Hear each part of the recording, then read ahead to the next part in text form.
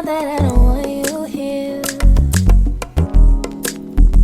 It's something about the way you stare into my eyes. I know that I don't make things clear.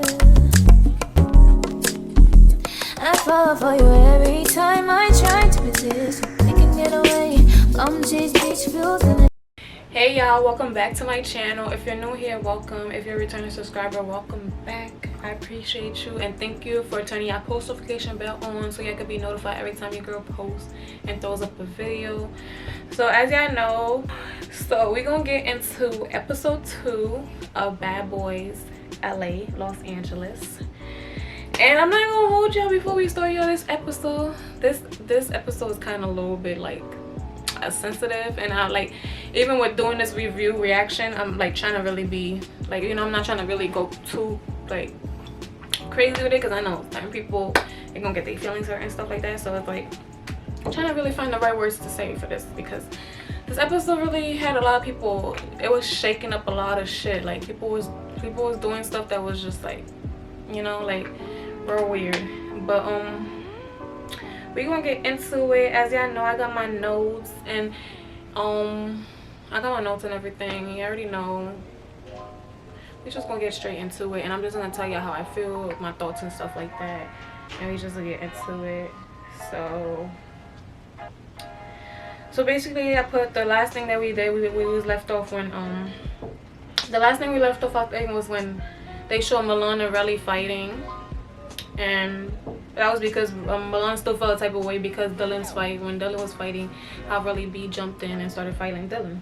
So Milan was still feeling the type of way. So Milan was, I feel like Milan wasn't really throwing punches though. Milan was just straight. He just keeps tackling people, I guess, in a way. Like he'll just tackle you and just like keep pushing you and stuff like that. But like he'll punch you, but like, you know, he wouldn't really, like his shit wouldn't connect, if that makes sense.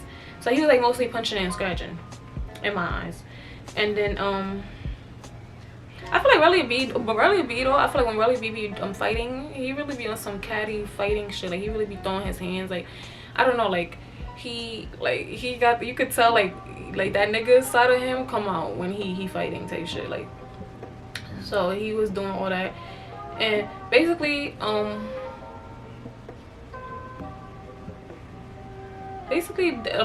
just from being there the first night, y'all, just this is literally the first night. Like we still in the first night, they haven't went to sleep, has started a new day and none of that.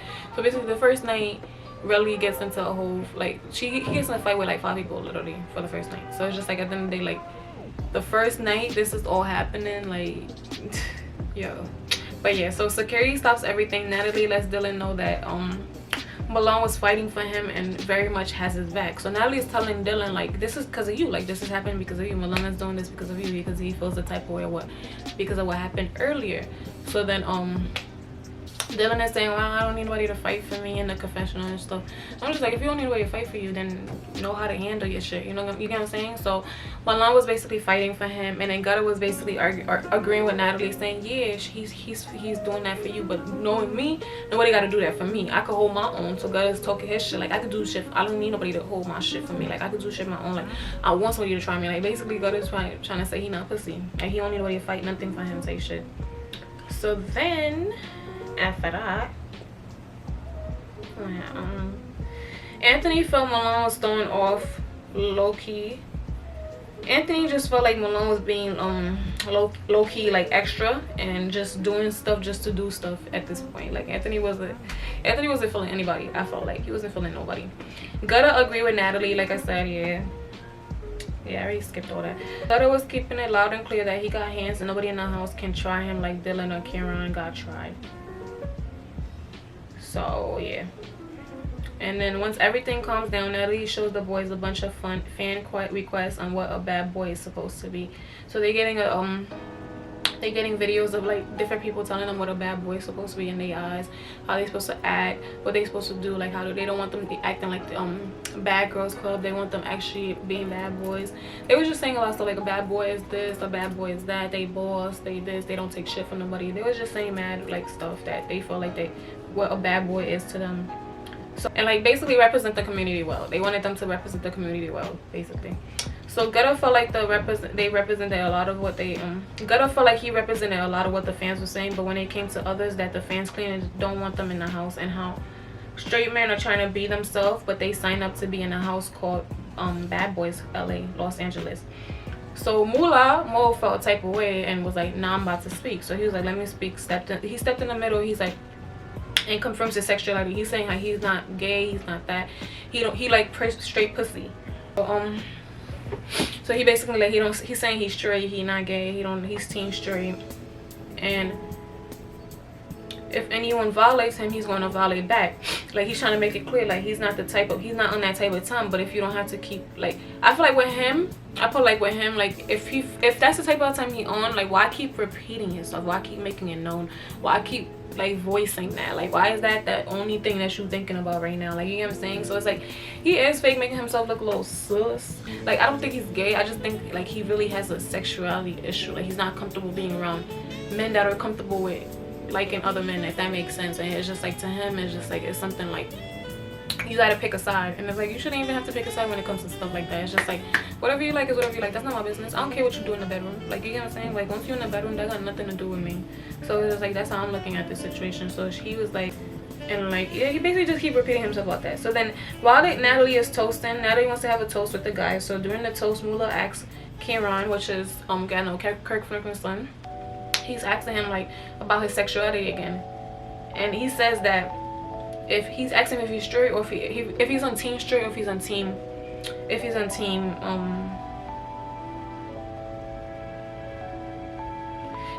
straight, or if he's on team gay, because he's moving weird. That's what he was saying. If he's on team straight, or if he's on team gay, because he's moving weird and sneaky.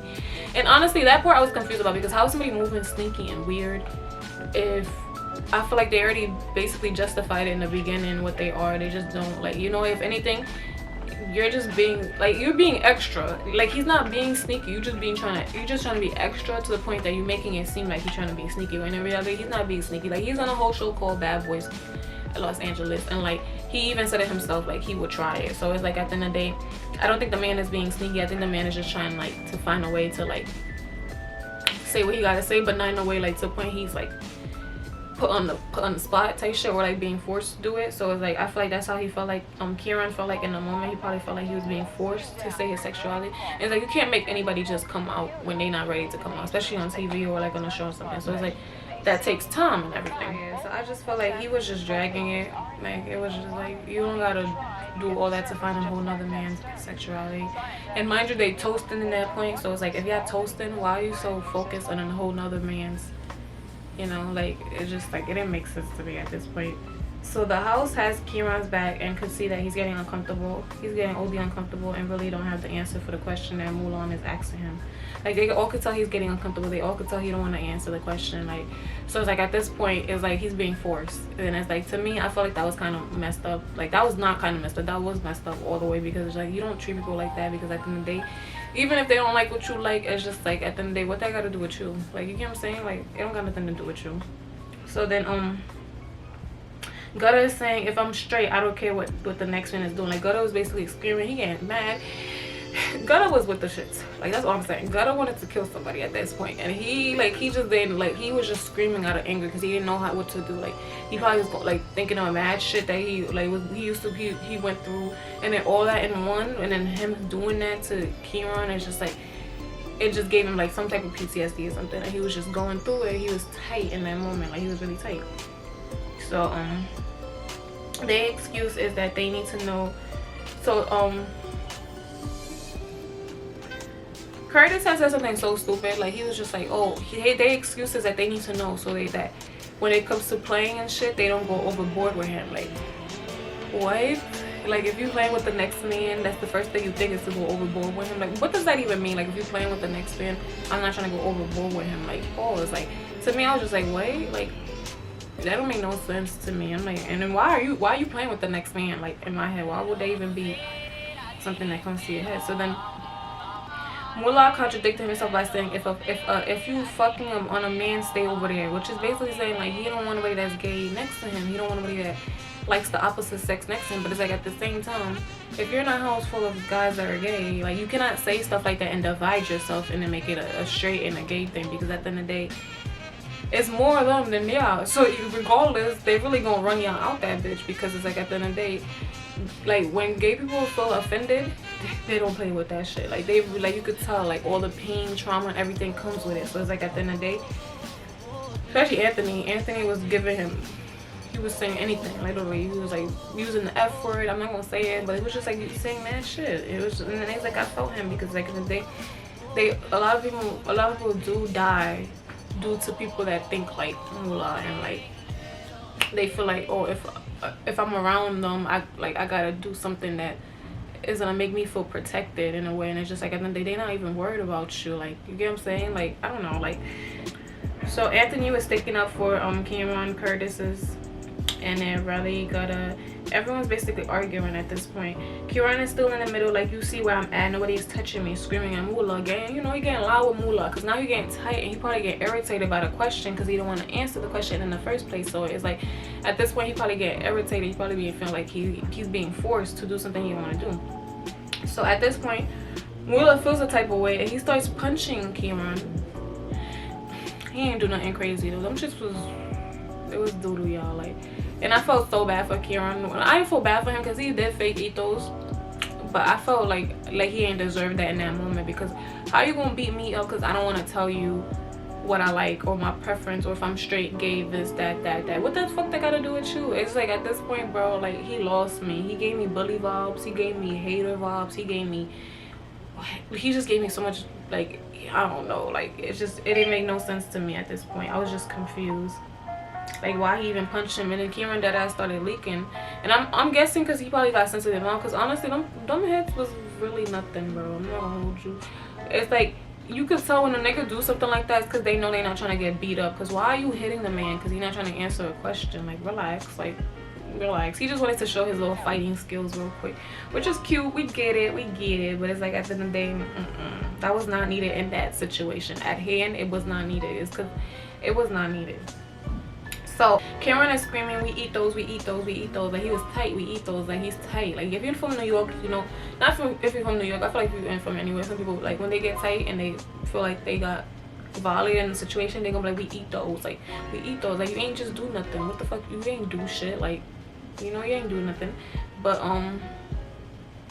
I feel like it was no reason for Curtis to even push.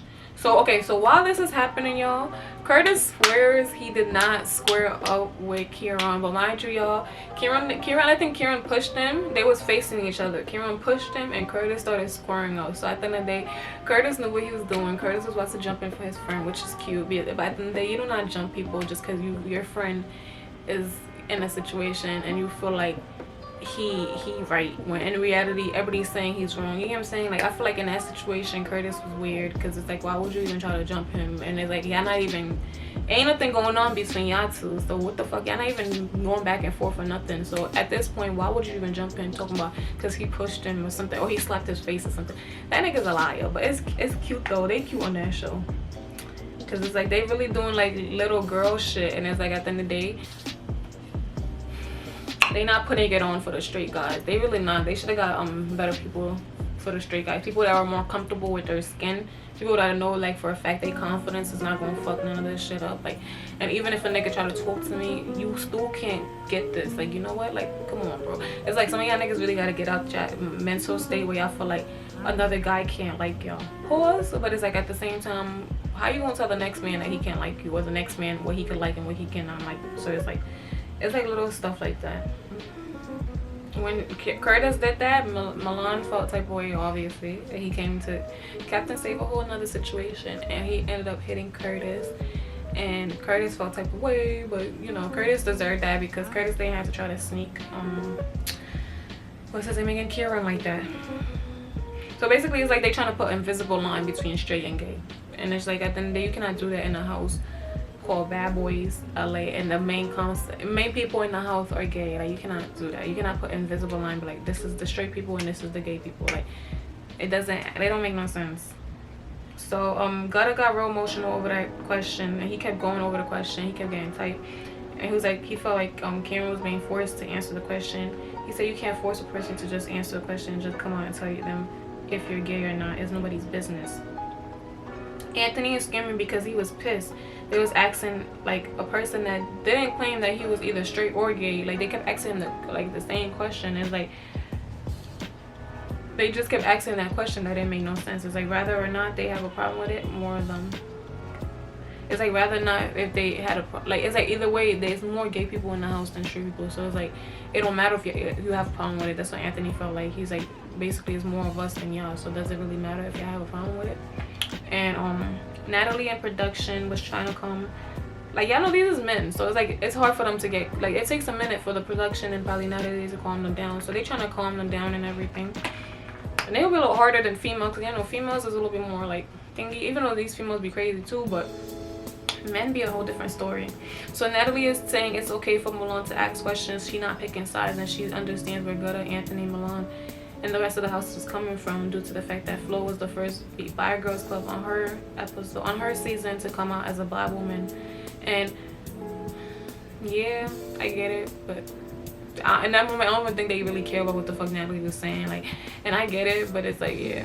And I feel like even in her season they didn't really make it known, like known. Like they did make it known Flo was gay, but like not to the point like you know, because back in the days they wasn't really on like putting stuff out there like that. So it's like the fact that now you get to see more of how people live on a day-to-day basis, and like, you know, stuff like that.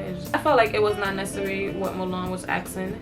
It has a demeanor and an answer he wanted to hear, and he's pressing him for an answer. Basically his demeanor and the way he wanted him to answer was two different things. Like, I don't know, like it's like he was forcing him to answer it in a way that he wanted to hear, and you cannot do that to people, because at the end of the day people gonna like what they like regardless. Like, don't matter, like, you know. So it's like that was weird to me, the fact that he was forcing him to answer the question.